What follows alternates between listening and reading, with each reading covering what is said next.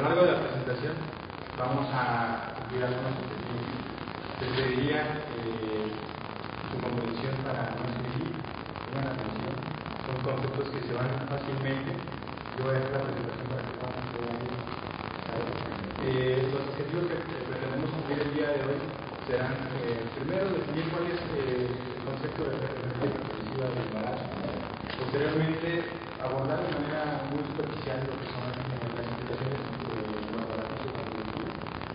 Aprender a diagnosticar, aprender cuándo debemos atender al paciente y cuál es el tratamiento inicial que debemos nosotros como médicos de primer contacto dar a la paciente. Y también saber cómo prevenir las enfermedades. Así es. Si tienen una pregunta de la presentación, no tengan miedo, ahora háganla. La presentación es un poco interactiva, pretende poner en la mesa los conocimientos que ustedes tienen, que definitivamente los tienen, pero comprendemos que no hay un contacto tan seguro con este tipo de pacientes, pero el conocimiento está ahí. Entonces, cuando hagamos una pregunta, por favor, más. Ahora, los estados hipertensivos del embarazo van a abarcar un amplio grupo de pacientes. Sabemos que el embarazo es el pan de nuestro cada día, y de estos pacientes que conocemos como embarazadas, un gran número va a cursar con ciertas enfermedades elevadas, de las cuales muchas de estas evolucionarán a una hipertensión severa. La problemática es saber cuándo considerar el problema como manejable y cuándo hablar con el paciente por la sintomatología o la ausencia de síntomas a una consulta de urgencias. La importancia radica principalmente en las múltiples repercusiones orgánicas que de primera instancia pueden evadirse en la conciencia, pero después de un rato ya el dinero está sufriendo, mira, está sufriendo, el cerebro está sufriendo, ok, las secuelas pueden ser catastróficas.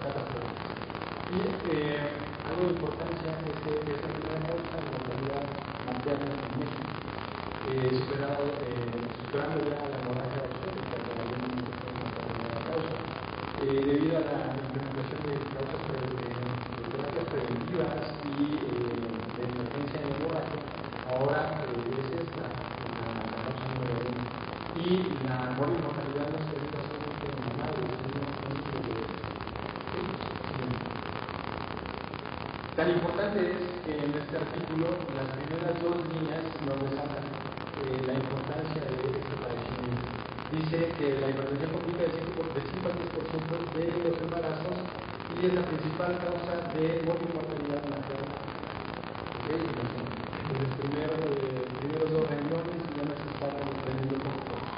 Entonces, de aquí la importancia de este tema.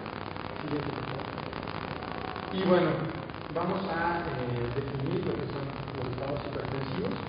Quiero comentarles que ya lo voy a mencionar, la principal causa que complica a los embarazos y es un 5 al 10%, como lo mencionó el artículo, de los cuales el 3.9% de las pacientes ya citadas de las hipertensas van a evolucionar a preeclampsia, de las cuales el 70% de estas pacientes que inicialmente clasificamos como hipertensas, hay una opción de pacientes que llegan sin consejos profesionales y pueden tener el viraje a quedar como pacientes sin criterios para la consulta. Sin embargo, hasta el 70% de las pacientes van a ser clasificadas como hipertensión gestacional o bien como preeclampsia en sus diferentes formas de siguiente. Regresemos. Bien. ¿Quiere decir, por favor, cómo se clasifican los estados hipertensivos del embarazo? Hipertensión crónica, ¿y demás?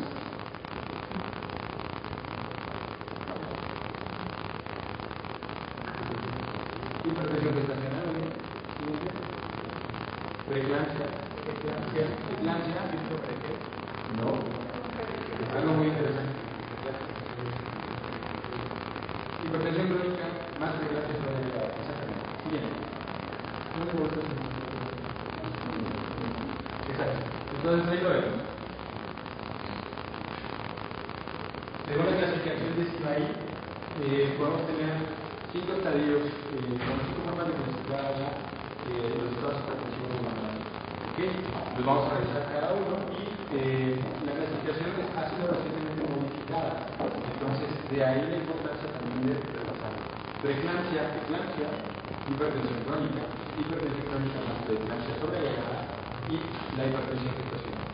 Por favor, preeclampsia se escribe con MP, ¿okay? Y eclampsia, ¿okay? Es un error. Siguiente. Vamos a iniciar revisando la preeclampsia. Debemos saber que es una enfermedad multiorgánica que afecta tanto el riñón, el hígado, el cerebro, toda la vasculatura, ¿okay? De etiología incierta y que se acompaña con manifestaciones sistémicas. Si recordamos, que ya en la carrera se decía hipertensión, proteinuria y edema igual a una hipertensión. Siguiente. La siguiente clasificación dijo que el edema no era importante y nos quedamos con la proteinuria. Siguiente. Sin embargo, ahora la proteinuria quedaba descartada. Siguiente, no sé. ¿Okay? Aunque en algunos momentos podemos también prescindir de la hipertensión. Entonces, es una enfermedad que prácticamente no tiene ninguna de las cosas que se Siguiente. Bien. La preeclampsia va a corresponder a una clasificación cuando la paciente nos llega a urgencias o incluso a nuestra consulta y detectamos unas cifras tensionales de 140 importantes y o 90. No tienen que ser las dos para que la vamos a clasificar, puede ser o bien la psicótica o bien la diastónica la que esté alterada para que se prendan los ojos rojos. De manera muy característica, estos estados hipertensivos empiezan a partir de la semana 20 de gestación. Si es antes de la semana 20, podemos importante, ya detectamos a la paciente que vive con las tensionales de 140 y o 90. La dejamos descansando un ratito, probablemente venía corriendo, no sé. ¿Ok? Descansa 15 minutos, tomamos la cifra tensional de esta forma correcta y si nos presenta estas cifras tensionales, la dejamos ahí. Debemos de tomar una segunda cifra tensional y si esta se repite dentro de las primeras 6 horas, será una paciente que debe de ser clasificada. ¿Sí? Entonces, llega a urgencias, descansa 15 minutos, le tomamos una tensional elevada, la dejamos ahí, y 6 horas después le tomamos la segunda toma de idea. Si sigue elevada, debemos clasificar esta paciente. Ahora, hay límites, es de 6 horas en adelante, presenta una segunda cita tensional. Sigue siendo clasificable. ¿Qué tan adelante? Hasta una semana. ¿Okay? Es decir, llegó urgencia, de cabeza, de 41 90, 6 horas después, ciclo normal. Vamos a hacer algunos estudios y dejamos la prescripción y venga mañana o día pasado o una curva de ciclos respondidos por una semana. Si en una semana la paciente llega con una cita personal, una sola cita personal igual, es una paciente que debe ser clasificada. ¿Okay? Muy bien. Mínimo 4 horas, lo normal es 6 horas para clasificar, pero podemos, si hay algún sitio que nos está mal, como mínimo 4. ¿Sale? Hasta aquí no lo muy rápido. Sí. Ahora, ¿cuál es la etiología de la preeclampsia y en general en los estados hipertensivos del embarazo? Todos estos. Y sabemos que cuando muchas cosas son en origen, es que en realidad no tenemos. ¿Están de acuerdo? Entonces habla de implantación anormal de la placenta. Se dice que hay una inflación anormal de la placenta, las venas espirales no penetran de manera adecuada el endometrio, hay liberación de factores androgénicos, factores inflamatorios, una serie de reacciones inflamatorias que nos llevan al caos. ¿Okay?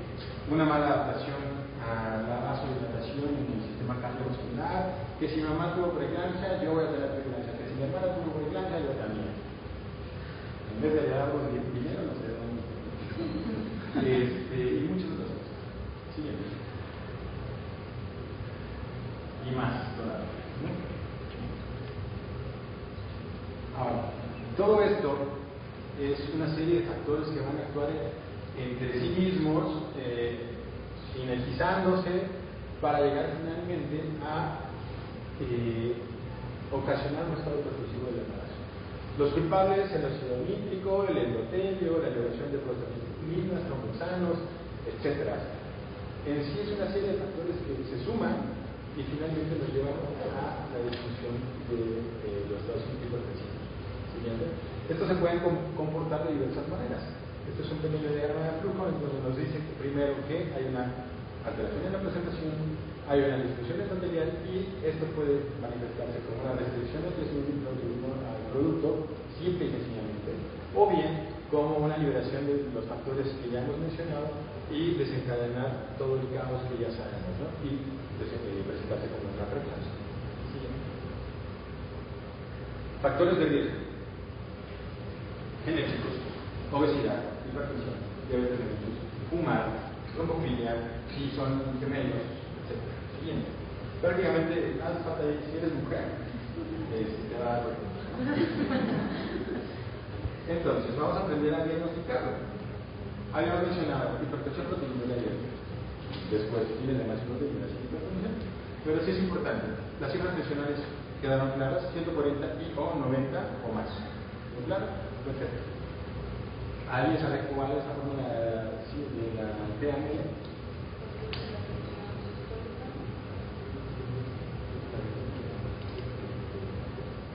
¿Alguien escuchó? Bien. Por favor, ponte. David, Dos veces la diastólica en vez de efectivamente. 2 veces la diastólica más una sistólica en vez de 3. Esta es la cifra tensional, la TA-media. ¿Y alguien recuerda cuál es la TA-media para poder clasificar a la paciente como preeclampsia? ¿No? ¿Calculadoras? Y vamos a poner la media, bueno, la institucional, ¿no? 120, no, 140, 90, tiene la media. Que es 2 veces la sistólica, una diastólica,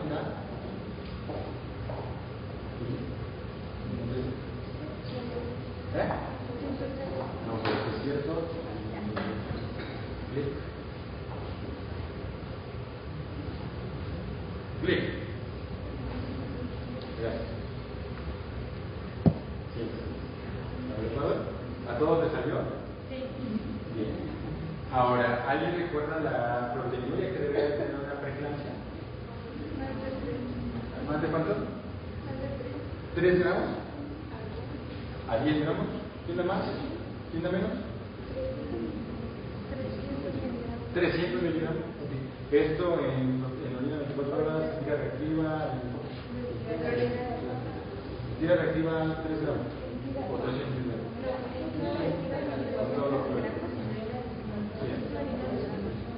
¿Quién dice yo? Que no sea. ¿Cómo se llama? Que no sea Verónica. ¿Nadie? En tira reactiva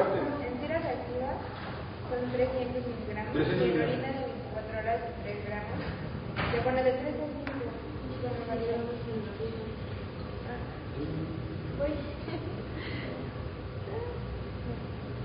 300 miligramos en orina de 24 horas es la forma correcta de diagnosticarlo.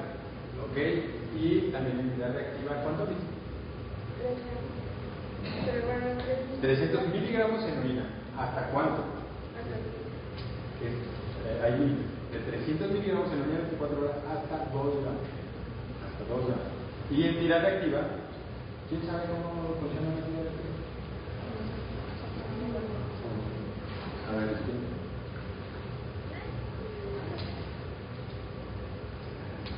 Muy bien. Entonces, ponemos una tira reactiva, le ponemos la pipí. Ajá, y siguiente.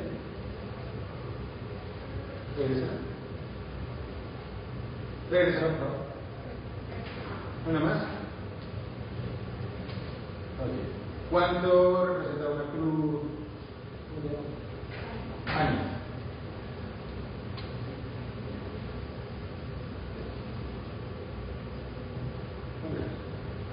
Valeria.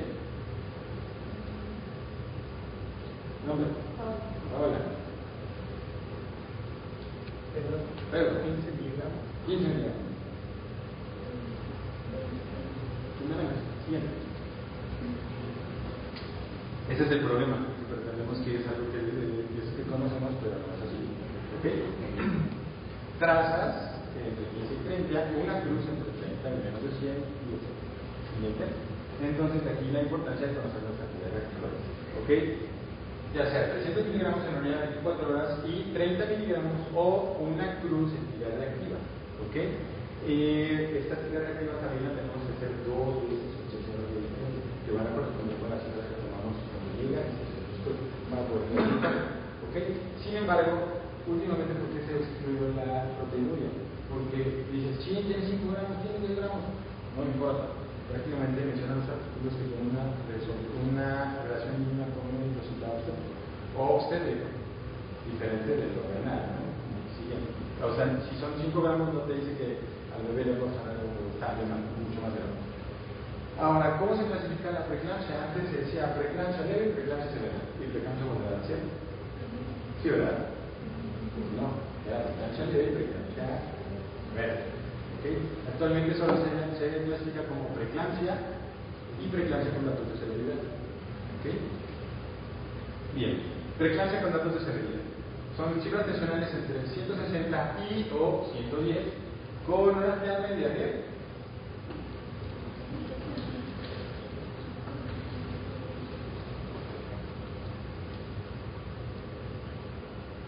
cuánto allá. No. ¿Cómo se llama? No, Mayra. ¿Cómo te llamas? Pamela. 126. Y en cuanto a proteínas, ¿recuerdan? Más de 5 gramos es probable. Vamos a ver. Pruebas 126. Y una proteína que se llama masiva. Siguiente. Muy bien. Habla entre 2 y 5 gramos. Habíamos hablado de 300 a 2 gramos. ¿Cómo se llama? Dolores. De 300 a 2 gramos. Y 30 miligramos de reactiva o una cosa. Y ahora sería más de 2 gramos y hasta 5 gramos en orina de 24 horas. Recordemos que la reproducción de orina es el modo estándar para la proteína. Sin embargo, ácido descargado. Ahora, les había dicho que no edema, no proteinuria y ahora no hipertensión. Pero si la paciente te llega con datos de severidad, aunque tenga PA de 90-60, la puedes clasificar como preeclampsia con datos de severidad. ¿Cuáles son?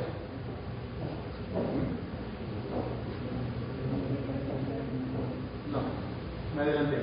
Bien, pero sí. Para poder clasificar a la paciente con datos de severidad por laboratorio, vamos a tener en cuenta trombocitopenia, proteinuria y todo lo que regresa. Bien, otra vez, ¿cuáles son los estudios que pedimos de laboratorio para evaluar un estado de hipertensión asociado al embarazo? ¿Tú? ¿Cómo te llamas? Mayra. Mayra 2. Estudios que necesitas para evaluar una hipertensión. De laboratorio.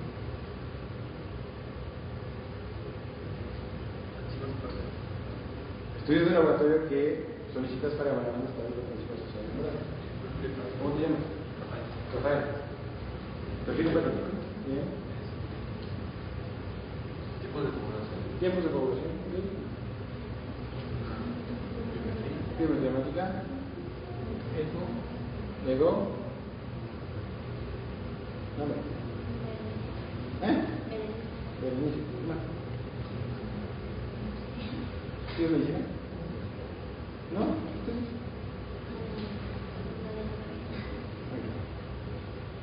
¿Nombre? Nombre.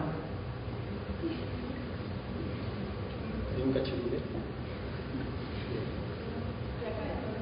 No, de ahora te gusta. ¿Cuál nos falta? ¿No nos falta? No, el pH de química, sí. ¿Vale? Bien, siguiente. Efectivamente.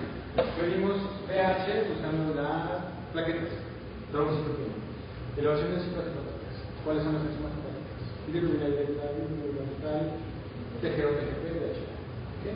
Insuficiencia renal secundaria, química sanguínea, ¿están de acuerdo? Si tenemos por arriba de 1.1, es decir, con cualquiera de estos estudios de laboratorio que estén por debajo del valor de referencia que tenemos ahí, se puede clasificar con uno solo como preeclampsia con criterios de salud. ¿Okay? Si la paciente en la radiografía de tórax nos hace edema agudo del pulmón, criterio de salud, o si tiene alteraciones neurológicas, que nos habla de alteraciones vasculares. Bien. Ok, ahora sí. Criterios de severidad. Paciente normotensa, pero refiere cefalea. La puedes clasificar. Visión borrosa, pérdida de visión, alteración de la conciencia, definitivamente. Dolor en vejigas y sobre todo en el cuadrante superior derecho, donde está el hígado. Náusea, vómito. Bien. Y regresen. ¿Por qué no clasificamos a la paciente como síndrome de Helen que había dicho Pedro? ¿Por qué no clasificamos a la paciente en el estado progresivo con una de las situaciones del síndrome como síndrome de Helen? Era preeclampsia, hipertensión crónica, en el síndrome de Helen lo interesante es la hipertensión. Digo, ahora se contradice con las nuevas clasificaciones que ya ni siquiera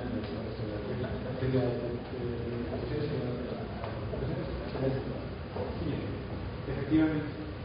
De las complicaciones de los estados hipertensivos, sobre todo de la preeclampsia y de la eclampsia, tenemos el síndrome de Helen en un 20% y sabemos que la preeclampsia con la toxicidad o incluso la preeclampsia preeclampsia que ya se llama, o la hipertensión gestacional o la hipertensión crónica más preeclampsia de la sopa agregada, cualquiera puede evolucionar a una eclampsia, cualquiera.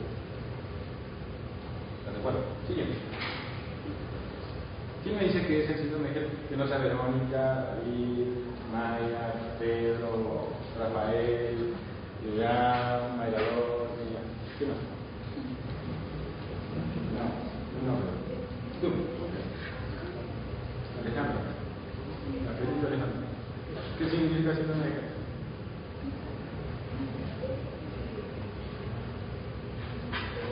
No. Nombre. Belén. Hemólisis. Enzimas hepáticas elevadas. Y un plaqueto peñal. Vamos a peñal. Muy bien.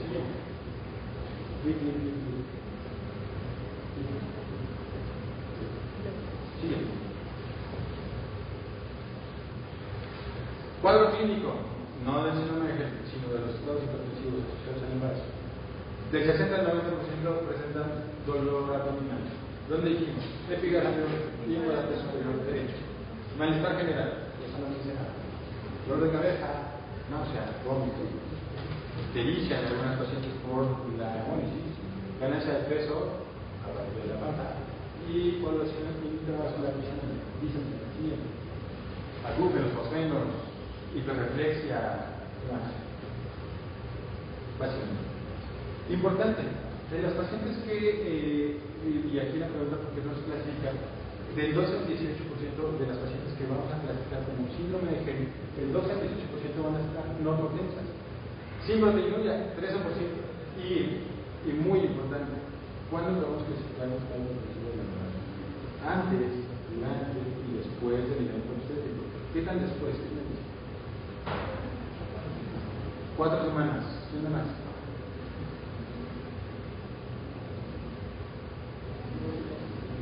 Hasta 12 semanas. Ajá. Siguiente. De 6 a 12 semanas. Y bien, vamos a hablar del síndrome de Helen. Ya me dijeron qué estudios de laboratorio pedimos, ya me dijeron cuáles pedimos, pero es importante saber los valores de referencia. ¿Quién me dice cuál es el valor normal de la TGO y de la TGP? ¿Quién? 25 a 45, que es lo que tenemos muy bien. El valor normal de la bilirrubina total.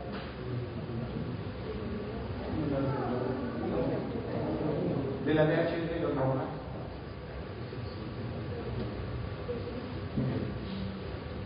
Ahora, ¿sabían que pedíamos frágil de sangre en el estado de ¿no? ¿Quién me dice qué imagen esperamos encontrar? que vean glóbulos rojos. Muy bien, y si le pregunto al médico, ¿cómo lo va a decir? No, el análisis de la ruptura, pero ¿qué imagen te da? Acá, ¿cómo era? ¿Cómo te va? ¿Dólares? ¿Qué? Bueno, ¿cómo se llama la amiga de él? ¿Qué imagen? No, bien, ahorita la vamos a ver. Siguiente. Esquistosito. ¿Regresar? ¿Regresar? ¿Cuál es el valor con el que vamos a diagnosticar el síndrome de Hellman con la DHL? Hay ruptura de eritrocitos, nos da un esquistosito. Hay liberación de bilirrubina directa total, DHL. ¿Con qué valor de DHL es criterio diagnóstico de síndrome de Hellman? 600, muy bien. Y de bilirrubinas más de 1.1. Y TGP ya dijo David, que eran el doble del valor, ¿no?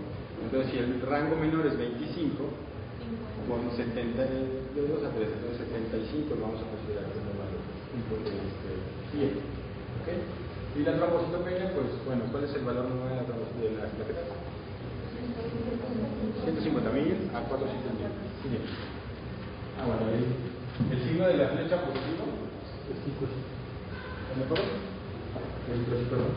Entonces, vamos a diagnosticar el síndrome de Hellman con un procedimiento de sangre periférica donde hay esquistocitosis, con una bilirrubina mayor a 1.2, DHL de 600, TGO, TGP mayor a 72 y una trombocitopenia menor a 100.000. Es importante, ya pasamos todos por el internado, creo, ¿verdad? ¿No? ¿Quién le falta? Dolores. Bien. ¿Quién más?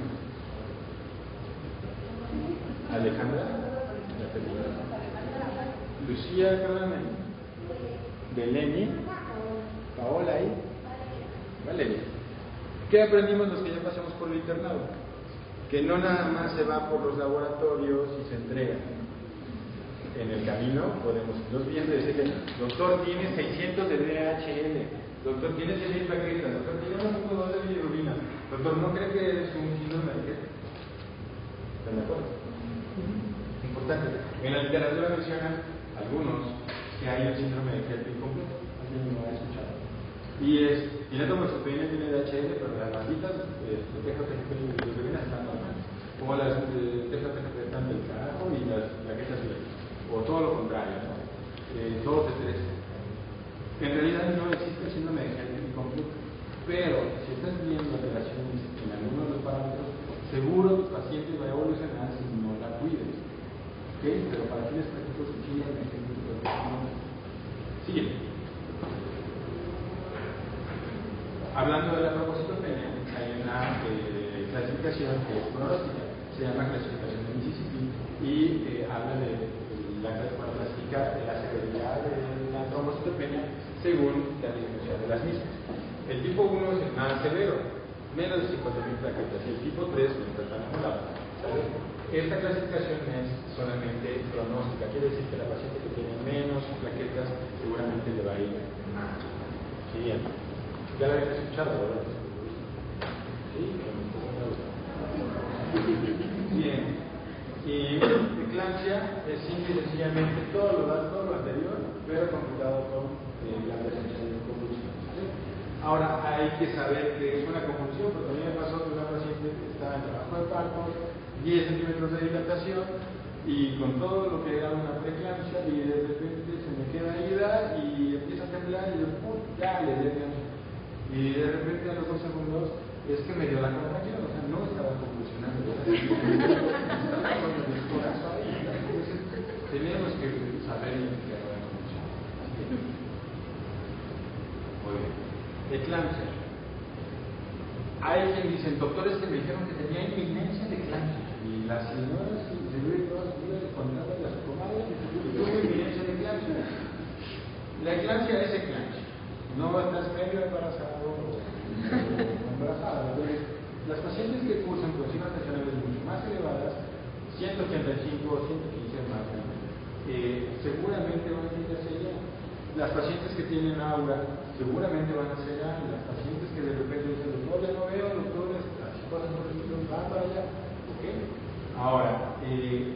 presentando cualquiera de las manifestaciones de estado compulsivo pueden evolucionar a la epilepsia. Siguiente. ¿Cómo la definimos? La convulsión es la presencia de movimientos tónico-clónicos de 60 a 90 segundos y de una característica de pérdida de fuerza respiratoria y de la conciencia. El periodo positral es cuando la paciente está en recuperación y hay confusión, agitación y la recuperación del sexo. ¿Cuándo puede presentarse la eclampsia? Esto también es bien importante y ya se nos ha comentado. Durante, antes del parto, posterior al parto y en el posparto tardío. ¿Okay? Se hizo un metaanálisis donde se juntaron 29 casos y el 79% lo había hecho en el posparto. Entonces, cuando yo iba en el R1, dije, ya, el R2 las complicadas. Ya sacamos al bebé y ya no pasó nada. Pues no, 79% en el posparto. ¿Okay? Siguiente. Acabamos preeclampsia. Y preeclampsia con datos de salud. ¿Dudas? De aquí para allá es más resuelto. Una duda. Usted comentaba, por ejemplo, del dolor en el ligar, el cuadrante superior. Comentaba, por ejemplo, en el caso de la hemólisis. Podríamos también buscar intencionadamente en este tipo de pacientes algún esplenomegalia, por el caso de la hemólisis o alguna alteración en el vaso. Sí, por supuesto. Caso. Paciente que llega con cifras tensionales de 130 a 110, con 12 centímetros de dilatación y aura. Toma el laboratorio, tiene 1.2 de creatinina y plaquetas de 100.000 y TGF de 50. ¿Cómo lo resuelves? Elementos. Parto aunque no, y eso por el caso particular. Yo recuerdo, ahora debo decirles que hay pacientes con preeclampsia que se resuelven por partes. ¿Okay? Entonces, el preeclampsia no es igual a cesárea. Muy bien. Se pasa la cesárea. Sin problemas el bloqueo, no hubo mayor problema. Hace la cesárea, 300 de sangrado. La paciente llegó con una hemoglobina de 13 y a las 6 horas que se debe hacer un nuevo control, te reportan una hemoglobina de 9. ¿Qué te dice? Tenía 13 de hemoglobina cuando llegó. Y el valor corporal es de 80.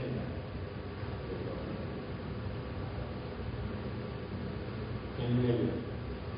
Y la cesárea me aseguré de que le di los puntos, no sangraban, me quedé yo a las 5 minutos y no sangraba nada. Entonces cerramos con complicación.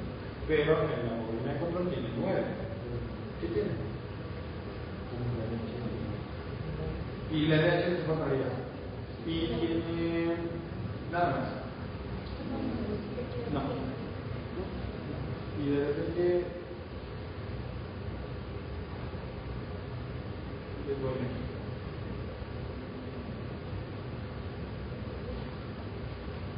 Y no es muy bueno. Y bueno, la es una tercera DH. Tiene 7 de número. Le hace un ultrasonido periódico y no hay líquido de vida. O sea, no está sangrando. Importante, los tratamientos de hipertensión crónica no van a detener la evolución de la enfermedad si es que va a evolucionar. Es decir, una hipertensión crónica puede ir hacia la preeclampsia y puede ir hacia la preeclampsia, ya lo habíamos dicho. Ahora, si le damos un tratamiento demasiado agresivo, puede desprender la placenta. ¿Ok? Y si la elevación persiste, por más de las cosas meditacionales que tenemos ahí, sabemos que en la clínica el embarazo. Hay veces que se lo quitamos, le quitamos el tratamiento y se nos mandan a los pacientes, pero si se eleva, debemos de darle tratamiento. ¿Cuáles son los tratamientos antihipertensivos que nos ayudan? Independientemente de la TEA, bueno, independientemente del paciente. Sí, nada más dime un medicamento que se utiliza en el no, no, y era así. Alfa metilol, son los dos más importantes, y la betalol. La betalol antes no se usaba tanto como está disponible, pero ya está entrando cada vez más a los hospitales. Bien. ¿Cómo le dijo la hacer una conclusión. Me quedan 20 segundos. Ahora vamos a hablar de la hipertensión gestacional, perdón, hipertensión crónica no preeclampsia agregada. Es una paciente que detectamos antes de las 20 semanas, sabíamos que tenía unas hipertensionales elevadas y usamos exactamente los mismos criterios para clasificar la preeclampsia. Unas hipertensionales mayores de 140 y o 90, o bien que se incrementaron de manera súbita. Ok, con proteinuria ya hemos hablado de 300 miligramos de proteínas en las 24 horas con 20 miligramos o una cruz. ¿Ok? Con 2,6 horas de diferencia. ¿Sí? ¿Pues claro? Y también cuando hay un compromiso muy sistémico, es decir, la paciente sabíamos que hay hipertensión crónica, pero ahora que está tirando proteínas y ahora las enzimas hepáticas están alterando. Y esto haciendo una homocitopenia y las células nutricionales están por arriba de los parámetros que ya conocemos. Pero claro, hipertensión gestacional. Regresará. ¿Quién me dice cuál es la característica importante de la hipertensión? Van a ser histocias o índice de convolución familiar asociadas a las causas de la cesárea. ¿Ok? Causas de cesárea de urgencia, desprendimiento prematuro del paciente de placenta no inserta o restricción de crecimiento intrauterino, que pone en peligro la vida del bebé por una mala perfusión. Prevención, todo y nada. Ácido acetilsalicílico, calcio, zinc, magnesio, vitamina C, aceite de bacalao, lo que quieran. No se ha comprobado que haya algo para prevenir realmente. Solamente las dosis bajas de ácido acetilsalicílico, que son de 25 a 50 miligramos a 24 horas, pueden, han demostrado que sí. ¿Cuándo lo vamos a referir al tercer nivel? No se la queden, por favor. Es una bomba de tiempo. Y les pueden explotar en esta mano. ¿Ok? ¿Cuándo? Cuando tiene, ya le identificamos como una paciente hipertensa y tiene alguna otra comorbilidad. Diabetes, enfermedad renal persistente, síndrome fosfolípidos, etc. Refiérala. La interrupción del embarazo, ya les había mencionado, la vamos a definir en cuanto los criterios que tomemos van a ser al que mejor le convenga a la paciente. Si le conviene un parto porque tiene 9 y tiene 140-90, lo vamos a hacer. Pero si tiene 10 y está a punto de convulsionar, va a ser cesárea porque tenga riesgo de dilatación. ¿Están de acuerdo? El feto, probablemente la cesárea no sea siempre lo mejor para él. Probablemente lo interrumpamos muy temprano, a las 33, a las 34, a las 32, no importa, preferimos un feto vivo que podamos tener algo por él, un producto vivo que un producto humano, siempre, ¿ok? Y el embarazo preterminal que les comentaba, si la paciente está estable, no hay mejor incubadora que la mano. Y un día en el útero de la mamá es una semana de diferencia entre la indicaciones absolutas de la cesárea, restricción, registro tococardiográfico con alteraciones, maternas, preeclampsia con datos de fertilidad, cuando ya está muy cercana a las 37 semanas, trombocitopenia, desprendimiento de tratamiento cerca y síntomas que nos hagan pensar en preeclampsia inminente. Atención conservadora, es decir, vamos a prolongar el embarazo lo más que podamos, las 28 y 34. Cuando sea normotensa, cuando haya un bajo riesgo de complicaciones y cuando no tengamos a la mano todos los recursos para, en caso de que se esté complicando, poder atender de manera adecuada.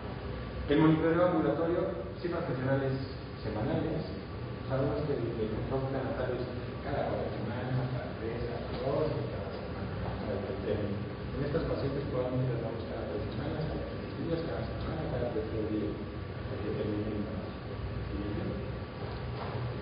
Hay un sinfín de recomendaciones dietéticas. Quitarle la sal no funciona, eso no previene la preeclampsia. Entonces no le digan a la paciente para pasar, ya no coma sal. Eso refleja que no sabe lo que estamos haciendo. Antihipertensivos, los clásicos, hidroxina, antidopa, la Vendalol, si lo tenemos a la mano. Siguiente, no dosis altas, porque incluso la hidratación alveolar desprende la placenta. Y bueno, recomendaciones basadas en evidencia y las guías de práctica clínica. El hecho de que la paciente tenga preeclampsia, si está controlada, no justifica la administración, elevación o suspensión de los medicamentos antihipertensivos. El tratamiento debe ser individualizado. No se ha demostrado que los antihipertensivos de mayor prescripción, el específico y el alfametítopa, detengan la evolución de la enfermedad. Entonces, si le va a dar, le va a dar. Lo importante es identificar. Siguiente.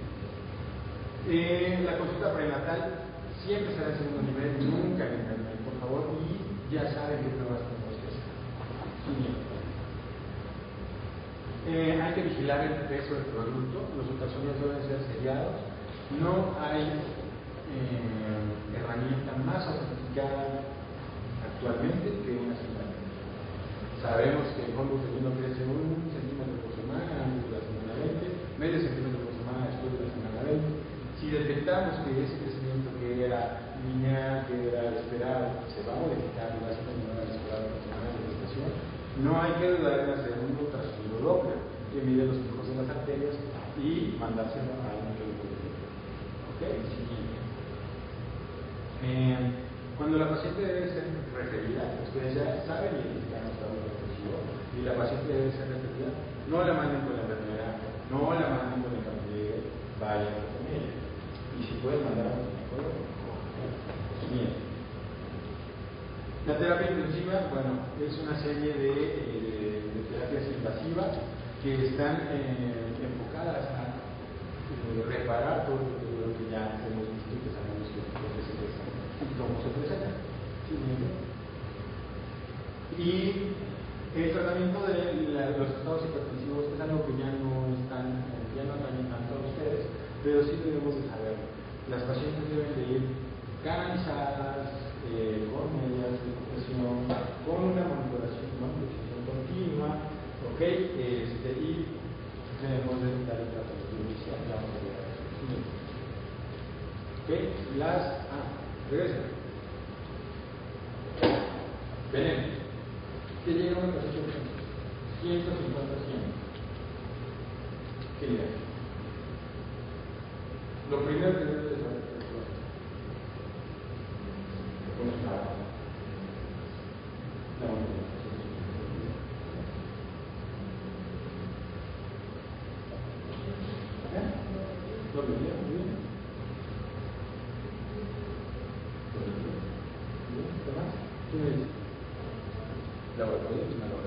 ¿Qué más?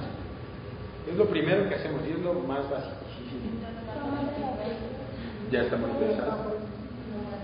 Ya se sumó. Le puedes dar una hidratación. Control, muy bien. ¿Cómo? Ok. Sonda polio.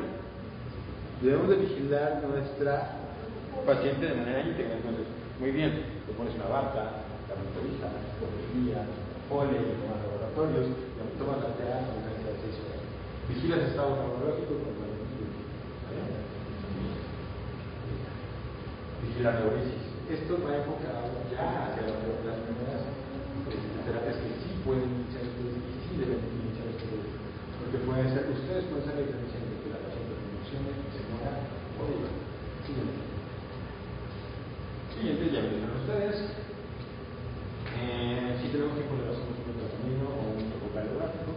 Siguiente. Podemos iniciar un tratamiento con el ecocardiografía. ¿Ok? Ahí está. Estos son los antihipertensivos que tenemos actualmente disponibles. La hidratación ya no se consigue tan fácil, pero bueno, la desinfectación. Nifedipino, 10 miligramos vía oral son igual. Esto puede ocasionar, si le damos más de 30 miligramos, hipotensión, y la hipotensión condiciona desorden de los. Hidralazina, bolos de 5 miligramos IV, estos bolos serán entre 5 y 15 minutos de diferencia. Nosotros lo hacemos con intervalos de 15 minutos de diferencia. Máximo 30 miligramos, pero entonces el bolo puede ser de 5 o de 10. Entonces, si le damos de 10, porque tiene una presión 160, no 110, le damos un bolo de 10 miligramos, con diferencia de 15 minutos, máximo puede ser 3 bolos. O bien el abetalol, que nunca le usamos en el siguiente. ¿Ok? ¿Cuándo vamos a iniciar los antihipertensivos? Cuando las cifras tensionales sean de 150 a 110. Si tenemos una paciente con 150 a 100, déjenme, no le va a pasar nada. Pero si llega a esto, va a necesitar. ¿Ok? Cuando tiene otros datos de severidad, cefalea, dolor-gastrio, hiperreflexia, visión borrosa, etc., debemos iniciar, tenga la cifra que tenga. ¿Ok? La guía gráfica clínica en México dice que no usemos diferentes. Regresa. Dígame. O sea, esas preguntas de gente pero una paciente que ya está, sí, digamos que todavía no está en el uso de que pueda tener una embarazo. ¿Cuándo comenzamos a hacer? Es decir, tú estás en tu control prenatal, llega la paciente, sabes que tuvo preeclampsia y está después del embarazo tuvo cifras tensionales normales y de repente llega con un embarazo semana 26 y sus cifras tensionales antes del embarazo eran 117. Ahora está contigo y tiene 130 y en la semana 32 ya te empieza a hacer 146 y de repente le pides un perfil y cuando 140, 80 no le vas, pero empezar a tener 150, 90. Entonces ahí inicias el hipertensivo y haces los estudios, no tiene datos de severidad, y haces los estudios y están medio, la plaqueta 130.000, y la bilirrubina de 40, y la THB normal, ahí le das hipertensivo. Para bajar la presión le das anticontrola, y es un hipertensivo de media larga, que se espera a largo tiempo, ahí es que no hay un efecto agudizado. Bien, ¿qué medicamento utilizamos según la guía clínica para prevenir y tratar las condiciones? Yo. No. Desechar. ¿Qué les parece? Diazepam. ¿Quién dice yo? ¿Quién dice diazepam? Efectivamente, ni diazepam ni DFH se utilizan para las crisis convulsivas en una paciente que sabemos que no era epiléptica y que sabemos que tiene las cifras tensionales por los cielos y empezó a convulsionar. Venoso. Algunos de mis maestros llegaron a utilizar DFH y diazepam intentando yugular las convulsiones ocasionadas por un estado hipertensivo. ¿Quién me dice cuál es el mecanismo de acción del sulfato de magnesio? Estabiliza la membrana.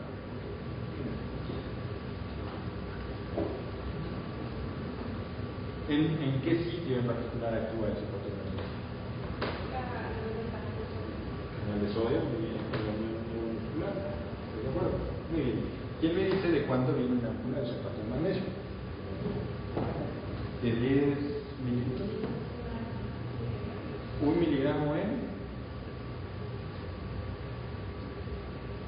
Porque tú le vas a decir a la enfermera: enfermera, póngale una ampula de cuánto viene una ampula. De 10 mililitros. ¿Sí me está de acuerdo? 10 mililitros y cuánto de sulfato.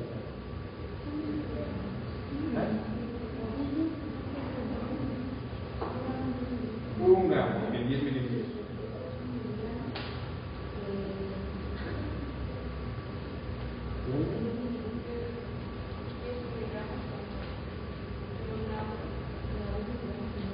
¿Quién sabe?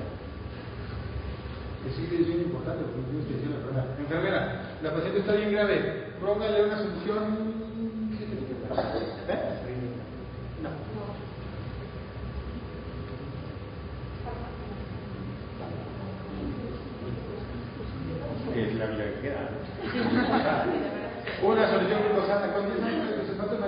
cobre contiene una ámpula. ¿Qué importa la ámpula? Es una ámpula de 1 gramo en 10 mililitros de sulfato de magnesio. Y la bruta esta le puso 20 ámpulas. ¿Por qué? Porque la estaba preparando una enfermera, dejó la solución y luego la otra vez ya cáguenlas. Y ya le había puesto las ámpulas y la otra que está la comunidad le vuelve a poner un poco y la pasa. ¿Hay intoxicación por sulfato de magnesio? ¿Hay intoxicación por sulfato de magnesio? ¿Sí o no? Sí. ¿Y cuál es el mecanismo para la intoxicación por sulfato de magnesio? ¿Actúa en los canales de? No. ¿De qué? ¿En los canales de qué? Ya no habías dicho. Dijiste de calcio.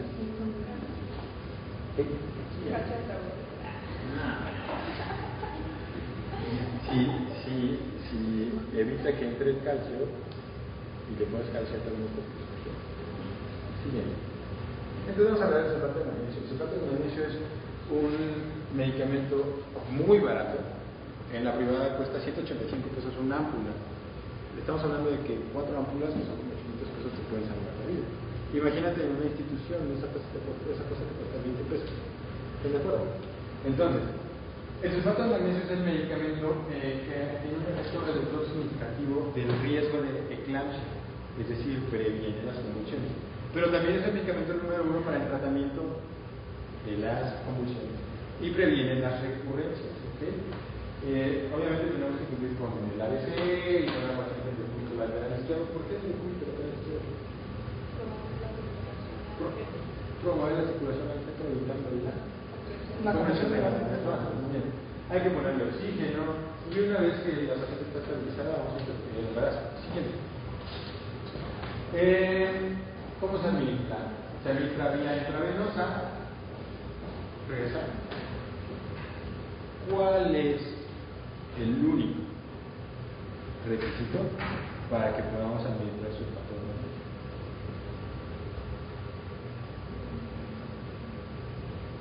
¿Que vaya a convulsionar? No. ¿Que ya esté convulsionado? No. ¿Que tenga asiento? No. ¿Cuál?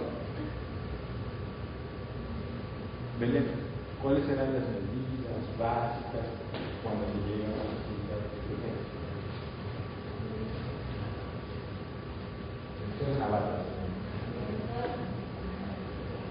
Pero la más importante que esté orinando, y como lo sabemos, es una sonopolia. Entonces, no vamos a administrar sulfato de magnesio si no sabemos si la paciente está orinando. Tú pones una sonopolia y de repente el chorro, le pones sulfato de magnesio sin problema. Ves que está súper concentrada y te salieron 2 gotitas. Hay artículos que sí te permiten poner sulfato de magnesio, pero mejor no. Entonces, a la paciente que le quiera poner sulfato de magnesio tiene que poner sonda, pole y estar orinando, ¿sale? ¿Por qué?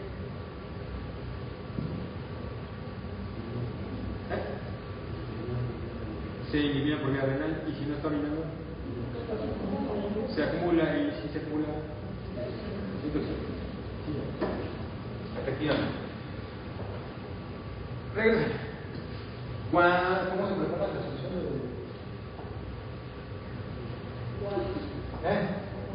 aforado? ¿Quién es aforado? Los ministros de la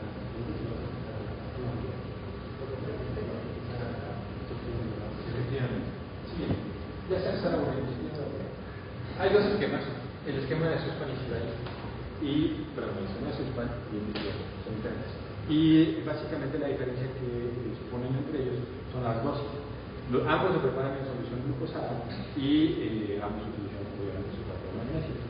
¿Por qué solución glucosada?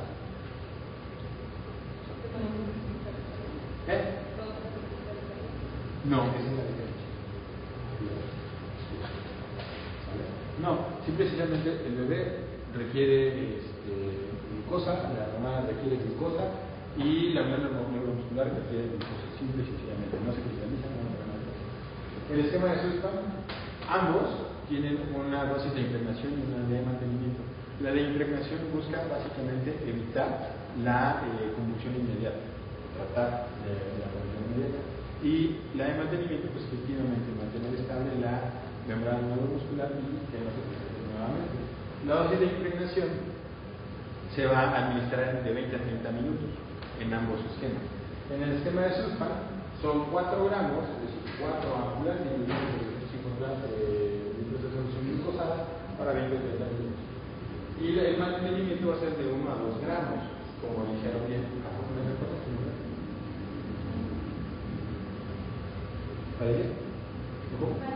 Fanny, como dijo Fanny, aforados. ¿Qué quiere decir? En 1 litro de solución vamos a poner para la dosis de mantenimiento 10 ámpulas. Si cada ámpula tiene 10 mililitros y son 10 ámpulas, son 100 mililitros. Entonces necesitamos dar 100 mililitros a la solución y poner los 100 mililitros de las ámpulas. Esto nos da 1 gramo cada 100 mililitros. ¿Están de acuerdo? ¿Okay? Entonces, la impregnación del mantenimiento se va a administrar de 100 a 200 mililitros por hora, es decir, de 1 a 2 gramos por hora. ¿Están de acuerdo? Y después de que el sulfato de magnesio se va a mantener durante 24 horas posterior a la última convulsión o posterior a su inicio. Entonces, mínimo va a estar 24 horas. Y el esquema de ahí simplemente es una dosis mayor. Entonces, gramos de impregnación y 2 a 3 gramos por hora de mantenimiento. Van a hacer la indicación para convulsiones recurrentes. Si a pesar del sulfato de magnesio que le estamos pasando a 1 gramo por hora, la paciente vuelve a convulsionar, le podemos subir a 2 gramos por hora, o bien podemos pasar a un bolo nuevamente como si fuera de impregnación. ¿Okay? Hay algunos artículos mencionan que cuando son convulsiones persistentes, es decir, ya has puesto sulfato de magnesio, ya has dado un bolo adicional y la paciente sigue convulsionando, probablemente se trata de una paciente epiléptica. Entonces le vamos a dar un desespam para como dosis única para liberar las crisis. ¿Ok? Y lo que les mencionaba, se va a continuar 24 horas, 24 horas post-parto o 24 horas después de la última crisis. Si lleva 23 horas con el sulfato de magnesio y nos convulsiona, pues le vamos a sacar otras 24 horas. Siempre y cuando la función tenga sea adecuada. Siguiente. Y aquí están las manifestaciones de la intoxicación. Les había mencionado que el gluconato de calcio es el antagonista. Y si ya ingresa, y él me dice cuáles son los niveles normales del sulfato de magnesio en sangre.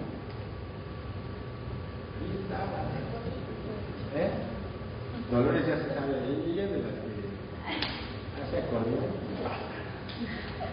Díganme. De 4.8 a... Es una nemotecnia. 4.8 a 8.4. ¿Sale? Siguiente. Entonces, niveles mayores en sangre, de 8 a 10 lo va a dejar regresar. ¿Cómo evalúan la función neuromuscular? Reflejo. ¿Cuál es el más importante? A ver. El rotiniano. ¿Qué? Tú ya has mencionado otro, David.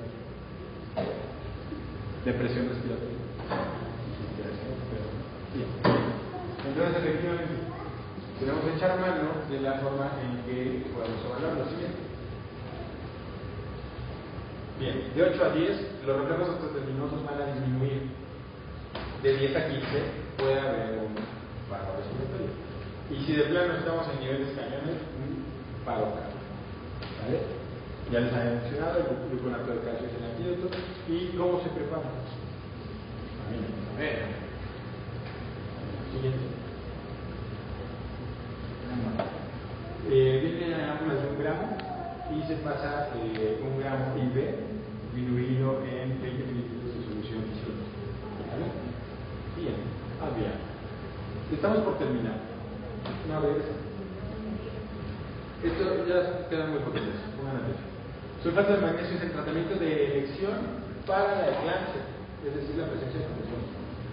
Es seguro y efectivo, más seguro y efectivo que otros anticonvulsivos en la paciente embarazada, ya sea diazepam, efedrina o felicidolol. Los médicos, o sea, ustedes deben estar familiarizados con las dosis y vías de administración en todos los niveles de atención. O sea, no importa que estés en pingüín, tienes que saber cómo prepararlo. ¿Ok? Y el tratamiento no se debe de suspender después de la determinada crisis convulsiva porque también es efectivo para prevenir la recurrencia. Siguiente. Preguntas de examen nacional de residencia médica. Diagrama del flujo. Esto es lo más sencillo y todas las cosas que dije aquí están. Si es una paciente que está embarazada y tiene una cifra tensional mayor de 140 o 90, antes de la semana 20, ¿qué es? Hipertensión. Ok. Si tiene proteínas negativas, hipertensión. Si las proteínas están elevadas y tiene una cifra tensional que se está elevando cada vez más, hipertensión crónica con preeclampsia agregada. Pero si la cifra tensional se elevó después de la semana 20 y tiene proteinuria, es NH. Pero si la proteína está negativa, hipertensión. Facilísimo. Ahora, aquí nada más falta que cuando la imprima, le ponga 590,